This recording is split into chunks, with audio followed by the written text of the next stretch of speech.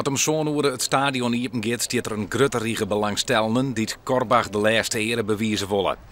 Een lietse 2000 collega's, spelers, bestuursleden en supporters van clubs die de oud-trainer actief wie, nemen de moeite om naar jou te komen.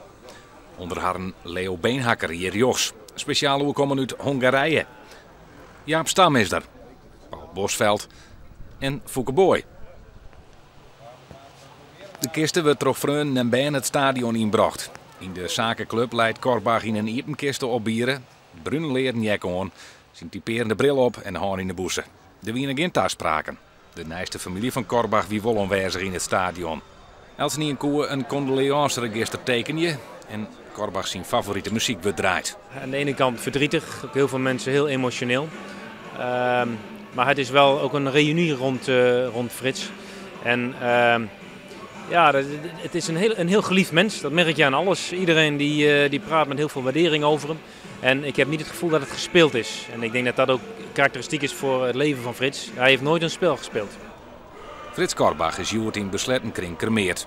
Dit weekend zullen gewoon clubs die de inwoner van Ljout actief west had, spelen met rouwbanden en voor alle betellen voetbalwedstrijden wordt een minuut stil te houden.